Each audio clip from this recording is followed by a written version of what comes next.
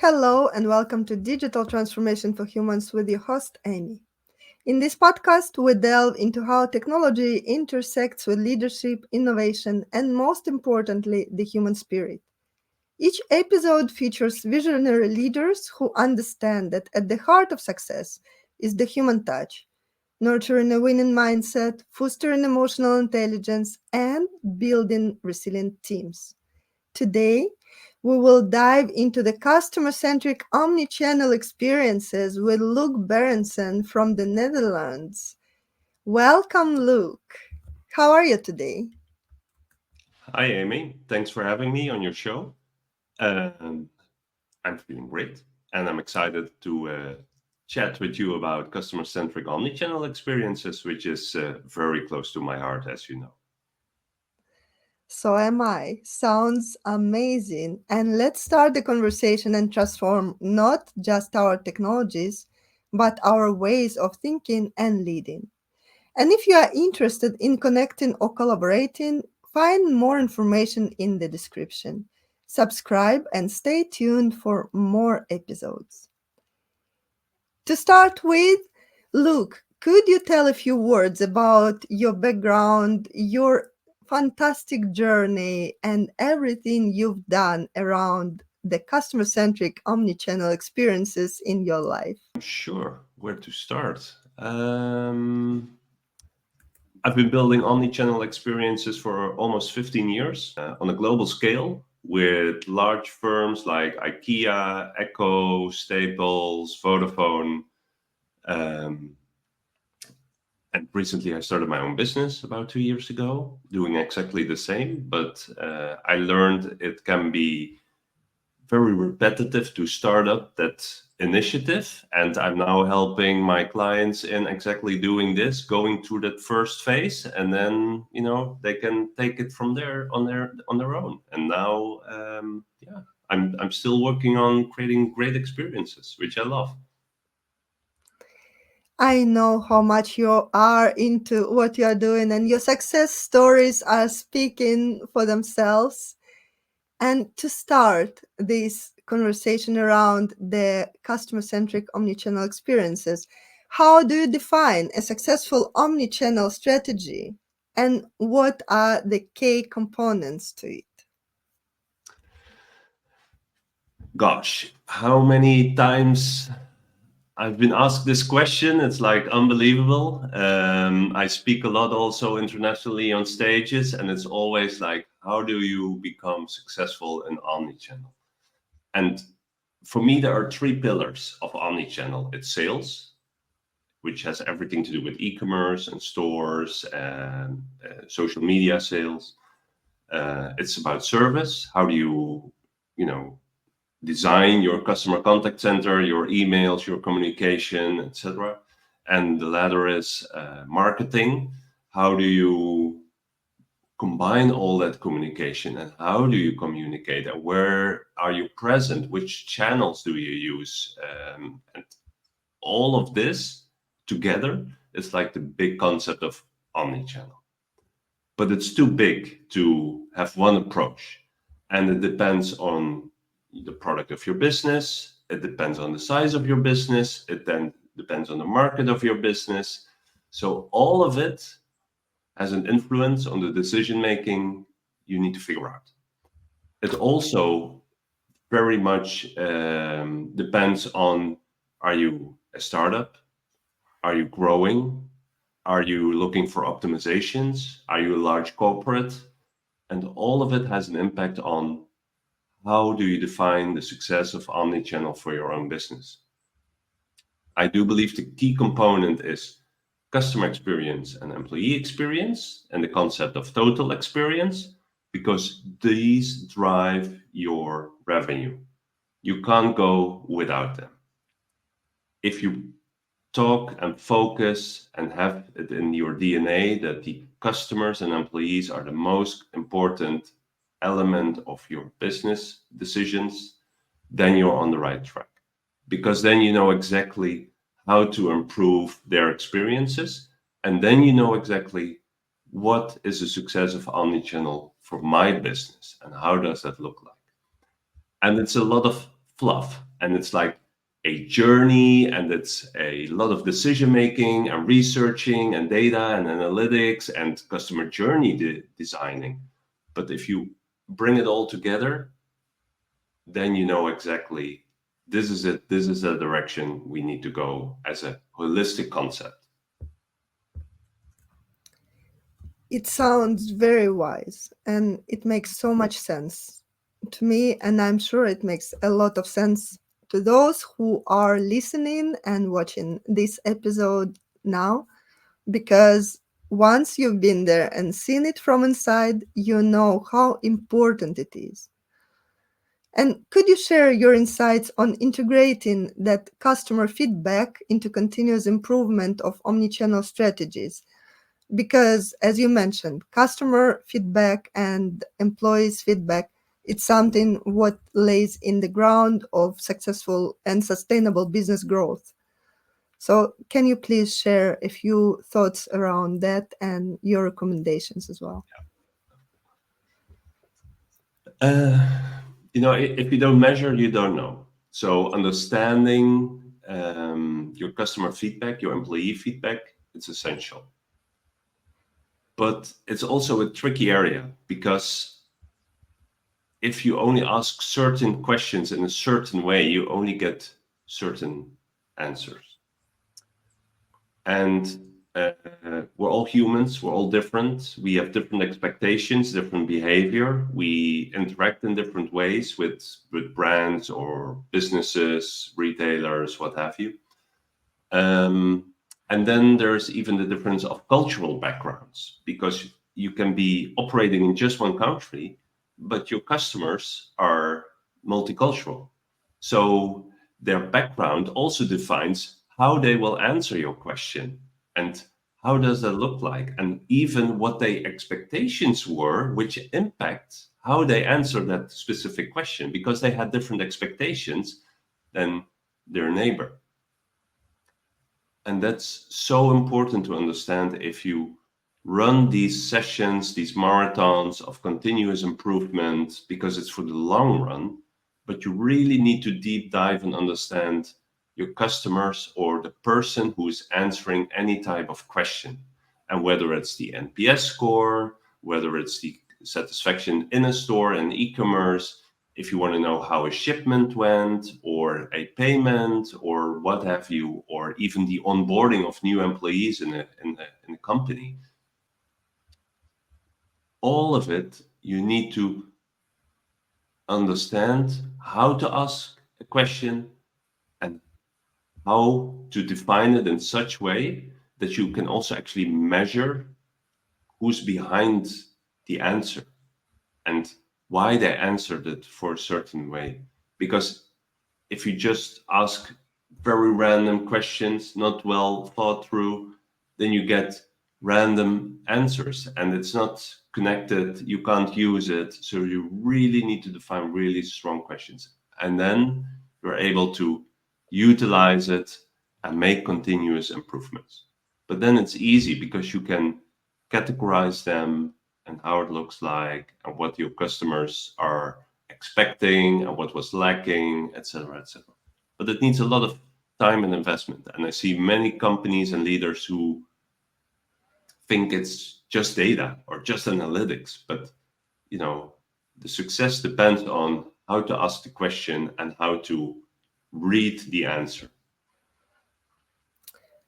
That is something what defines the outcomes, because data and analysis, it is super important. And of course, during your answering this question, I was hearing data analysis in between those lines. It was something I've been working with for so long time. But still, it is about actionable insights. And in order to come to those actionable insights, you have to ask right type of questions. You have to understand why you are doing what you are doing, and how you are going to deal with the information you get, with the insights you are getting. What's next? How to make it better, right? How to apply it. And it has to be relevant. True. because True. And oftentimes it's there is a so lot hard. of data, but it's not so helpful. And then the organization might start believing that it's better to skip using data sometimes. But I've been into data driven, customer centric business growth for too many years to not believe that it is about exactly knowing how to ask, what to ask about, and how to create those actionable insights and how to spread the word across the organization as well, right? True. Because it's not only about getting it. Very true. I so agree. But now, when we are in this data space, my favorite one almost, what role does data play in crafting a seamless customer experience across multiple platforms once we are into omnichannel experiences? So please tell a little bit more about this. It relates a bit to the previous answer I gave, because if you're optimizing and automizing your whatever it is, if it's sales or returns or customer service departments or what have you need to measure all touch points and understand what's happening between the touch points. Because then you're able to measure why is it taking so much time between data point A and B and C and so forth. Why is the automation lacking? Why are cases dropping off the conveyor belt? Why does the automation stop? And if you start measuring, in split seconds and in errors and in good things that are happening, and you need to understand why things happen, and then you need to do proper analysis, and that relates to the continuous improvement, because then you're able to connect the dots and understand where it's coming from.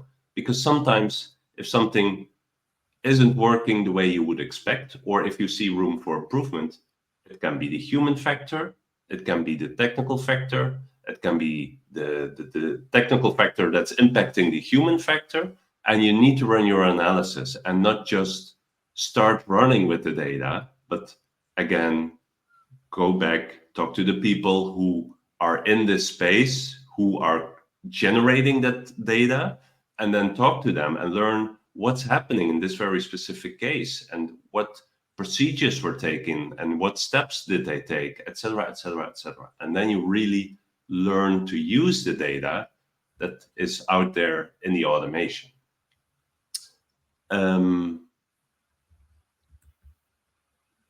Sometimes it's also tricky to use the data, especially with customer experience, because then people say, oh, the data tells us the behavior in market X is like this, or the expectations of the customers are like this. But you always need to translate it to the human element and allowing your business to see how can it help them, because expectations are different, products are different, company brands are different, the marketing is different, and you cannot always copy paste the data for your greater good, because you need to understand why the data is there and where it was coming from, for what reason. It's great that you are highlighting exactly that part. It is so I know you important. like it, Amy, so I love it. I'm absolutely in love with today's interview because it lays so close to my heart and to what I'm burning for.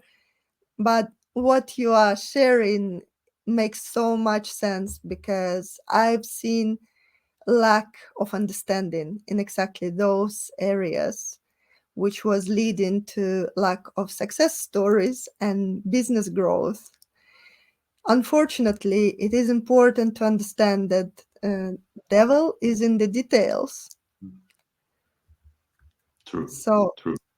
data needs right treatment, and human factor is always front and center around it. And speaking about the human factor, our human behavior has been changing drastically. The last few years were so impactful, and our values changed, our expectations changed, our way of interacting with different channels also changed. What do you see in terms of latest trends around customer-centric omnichannel experiences? And what should leaders take into consideration to succeed in their roles today when everything is so impacted Mm. by both fast-paced development of technologies like AI, cloud, etc., and at the same time we are transforming as human beings, as consumers? What you see a lot nowadays, it's the convenience part. Everything needs to be seamless and easy to use, frictionless, etc., etc. And I feel and I see case examples where AI really helps this process, because you can if you have the right data based on asking the right questions, you can also utilize it in better ways. You can start improving very specific processes. You can allow AI to help you in the process of providing customer service. You can utilize AI in making data decisions when doing a order fulfillment, for example. So all of this, it really helps in creating flawless, better experiences, giving customers like frictionless experiences. On the other hand, you see a big trend in personalization and people wanting to reconnect and feel that they belong to something like a family. Um, Social media also puts a big focus on behavior and what people do and the things they say and all of this. And what you actually see that younger generations between 12 and 18, some of them they are almost scared of saying something or making a decision because it's all highlighted, everybody knows everything, and they are just scared of making such a connection or a remark or what have you. So the humification of how you can make that experience more human again and respect each other and work with each other. I also see this in companies because we're all having different backgrounds, and how do you come together and have a purpose and a goal together as a company with your employees, with your teams and your departments in the digital world. So yes, everything needs to be seamless, but digital tools and solutions and technology should serve us and enable those better experiences, and freeing up space and time for us to allow to talk and discuss from a human element about what's really needed. What am I looking for? Do I want to be on all digital platforms all day, every single second of the day? Do I want to maybe disconnect? Do I really need all these digital tools continuously, anytime, anywhere, all the time, the minute I'm awake until the minute I'm trying to go to sleep? So